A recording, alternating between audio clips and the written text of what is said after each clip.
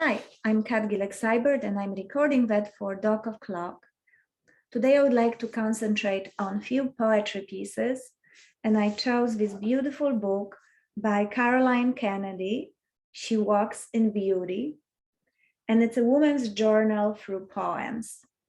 The reason I would like to record them is that I'm thinking about the resources on my way to work. It's about 40 to 60-minute commute, depending on the time of the day or traffic or whether kids have vacations or not.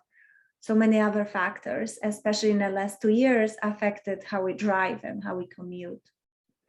And sometimes there is just not enough energy in me to listen to news, to the stories that bombard us with constant barrage of information, sometimes difficult to digest. And I listen to NPR very frequently. However, there is many times that I want to zoom out, when I want to really turn off all the information coming in and for me to analyze it or digest it again on another conscious level.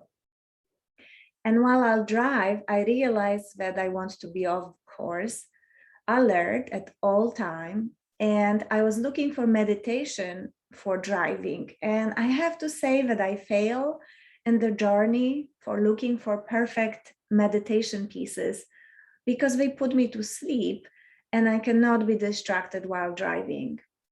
And one of the things that I think keeps me alert and keeps me occupy my mind, but still being very focused is music. And I listen to classical and other music, often rock, on various music station, radio station in our area. However, how about give it a break? How about record a few pieces of poetry where you can be alert, you listen to the spoken or written word by masters in their class, poets who I admire, but at the same time, it gives you this contemplative pause in between various activities of your day. And whether you start your day or whether you finish your day, I think that can be very refreshing pause or a break. And listen up, stay with me for a few poems. You can look at them on the video, but you can also listen in a form of a podcast. The first poem I'm choosing is From a Survivor by Adrienne Rich. The pact that we made was the ordinary pact of men and women in those days. I don't know who we thought we were, that our personalities could resist the failures of the race. Lucky or unlucky, we didn't know the race had failures of that order and that we were going to share them like everybody else. We thought of ourselves as special. Your body is as vivid to me as it ever was, even more. Even more since my feeling for it is clearer. I know what it could do and could not do. It is no longer the body of a god or anything with power over my life. Next year, it would have been 20 years, and you are wastefully dead, who might have made the leap we talked, too late, of making which I live now. Not as a leap, but a succession of brief, amazing movements, each one making possible the next.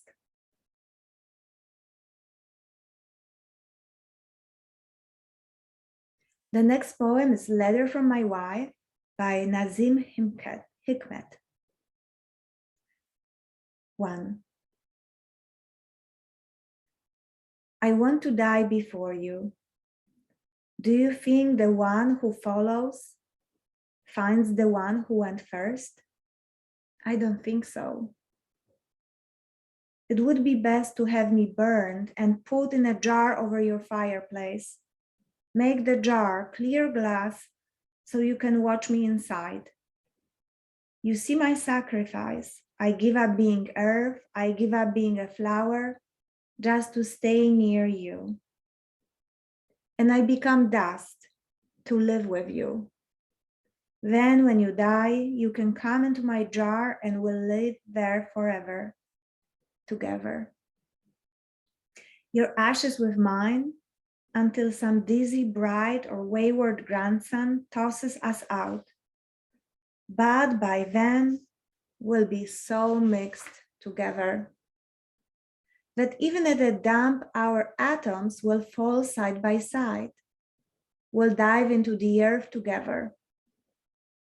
And if one day a wild flower finds water and springs up from that piece of earth, its stems will have two blooms for sure. One will be you, the other me. I'm not about to die yet. I want to bear another child. I'm brimming with life. My blood is hot. I'm going to live a long, long time, and with you. Death doesn't scare me. I just don't find our funeral arrangements too attractive. But everything could change before I die. Any chance you'll get out of prison soon? Something inside me says, maybe.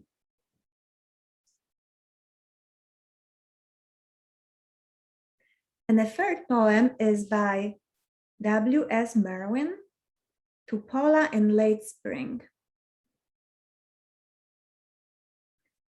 Let me imagine that we will come again when we want to, and it will be spring. We will be no older than we ever were. The worn griefs will have eased like the early cloud through which the morning slowly comes to itself, and the ancient defenses against the dead will be done with and left to the dead at last. The light will be as it is now in the garden that we have made here these years together of our long evenings and astonishment.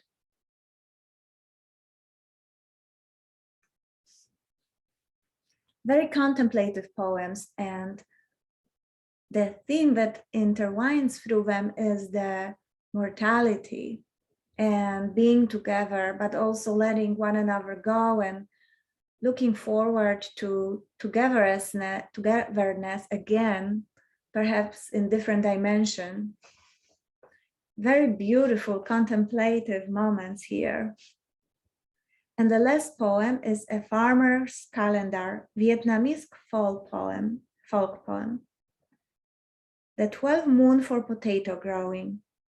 The first for beans, the second for eggplant. In the third, we break the land to plant rice. In the fourth, while the rains are strong. The man plows, the woman plants. And in the fifth, the harvest, and the gods are good. An acre yields 5 full baskets this year. I grind and pound the paddy, strew husks to cover the manure, and feed the hogs with bran.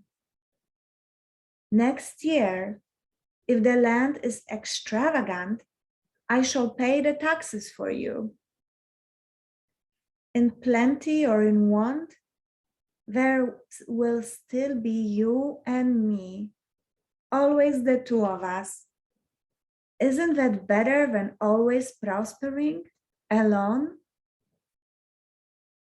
Wow, what a gorgeous poem and Vietnamese folk poems. So many things here, the love of nature, the work together, but also appreciating year different from the other and not always expecting the riches. The harvest differs, but if you're not alone, you will always be rich in some form. Beautiful reflection on togetherness and the commitment to the land, to the nature, and to each other. And in the last few moments, I would like to pay gratitude to Caroline Kennedy, who put these selected poems together with her introduction. And if you have a chance Take a look at this beautiful book, She Walks in Beauty, A Woman's Journey Through Poems. I have it in hardcover with a beautiful flower in the front that also enriches the experience of holding this book. And in this last moment, focus on taking a deep breath in and one breath out. And you can do it while being alert, being fully awake, absorbing what was being said through these poems, but also living in a presence.